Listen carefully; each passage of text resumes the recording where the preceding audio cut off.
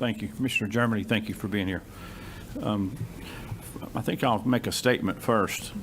And I have a lot of questions. I don't think I'll be able to get to them. In fairness to all the other committee members, I think we want to get everybody's questions in. But we're happy to follow up probably be later, similar to Senator. theirs. But, you know, I live in a very conservative Republican dense area in North Georgia. I represent about 200,000 constituents in North Georgia: Forsyth, Dawson, Lumpkin, White, Union, Fannin, Gilmer, and Pickens. I sit around the table at numerous places and have breakfast with bus drivers and contractors, construction workers, school teachers, common everyday citizens of Georgia. And then I also go to Republican Party meetings and so forth. So I'm going to try to build this statement based on a consensus of what I'm hearing. From the people that I represent, we have totally lost confidence in our system, in our election system this year. Maybe that's not a fair statement, and I'm not directing that to you. I mean, that's or how they to the feel. Secretary. That's how they feel. That's how they feel. And I think we all have a duty as elected officials that represent them. I'm their voice, and I'm here today on behalf of those citizens. I have a duty to let you know that this issue isn't going to go away unless we make some changes.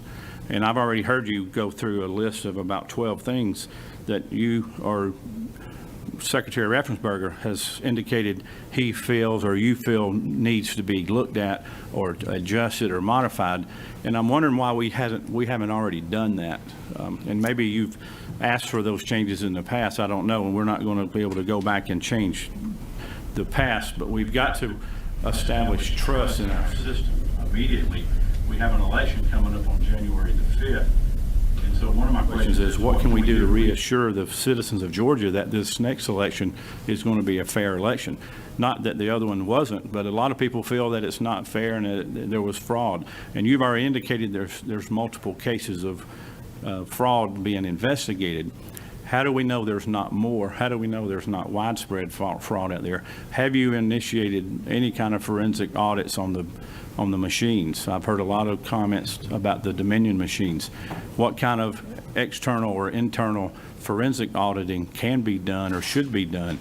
Should we bring in the GBI? Should we bring in a third-party computer scientist to look at the software programming of these machines? I'm hearing a lot of things out there, and I don't know, honestly, I can't tell you what's true and what's not true about it.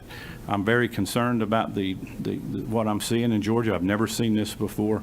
I'm 53 years old, but I've never seen the kind of mistrust that we seem to have at this time in my district. So signature verifications.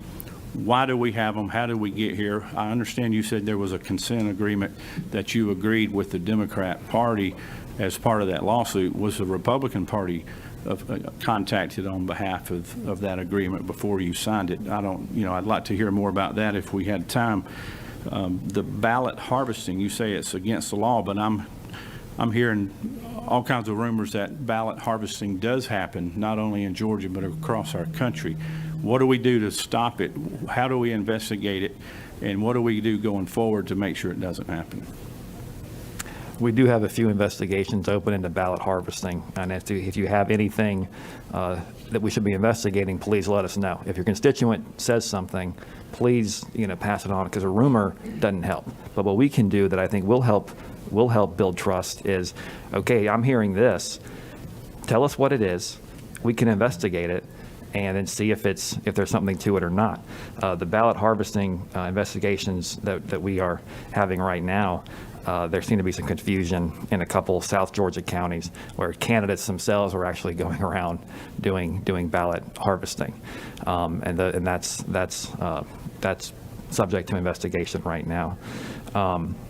I'm glad you asked about an audit of the machines. That's something that we've already done. We had a independent voting system testing lab come in after the election and audit a cross-section of our machines. I think we've released those results to you guys, but I'm happy to recirculate them.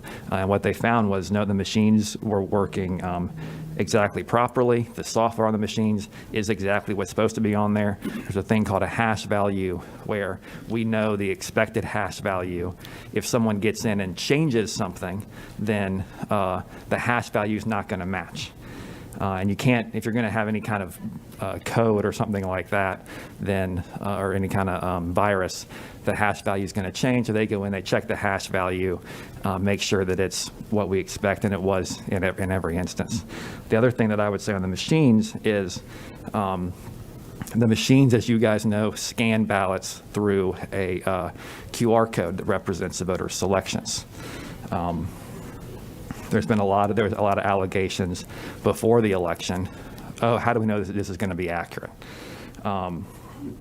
So what we did, when we did 100% manual tally in our audit of those ballots, that manual tally is based not off the QR code, but off of the text on the ballot of the candidate's name.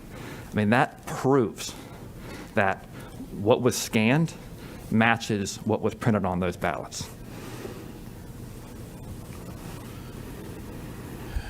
Can I ask a couple, just yes or no? And I will do that. The voting machines, when you go in and you punch on the touch screens that I'm going to vote for a president candidate A or B, do any of those machines have any connectivity to the internet? No. Do they have a USB connectivity? They have USB connectivity in the sense that that's how the machines are loaded, but then that's sealed prior to, like, when they're in use. So you can't, no one has access to So it. do those machines get used to tabulate the votes, or is it just through the scanner? The touch screens are just used to print a the piece of ballot. paper. Okay. That's it. And then when you take the This- ballot over to the scanner and you scan it, can it spit the ballot back out and then you put it back in again? Or does it go in and it drop in? 'Cause I'm speaking sir. from, okay, so my personal experience is that once it goes in, it drops down. It doesn't come back out. Correct. I've been told there's cases where the ballots have been rejected multiple times and they go back in, come back out, and go back in, and that some of those machines could be programmed to count those multiple times. So, you know, there's been allegations of that in Michigan, I think I just saw, or maybe it was Arizona, one of these other states. So one thing that I think was good about Secretary Raffensperger ordering the audit of the presidential election, the fact that that hand count of each ballot almost exactly matched the machine count proves that didn't happen. Thank you. If you're going to scan the same ballot multiple times, you're not going to get the same count when you do a hand count. Okay, these are good questions, and we've got like 2 hours left. I'll get to it. I think we're going to have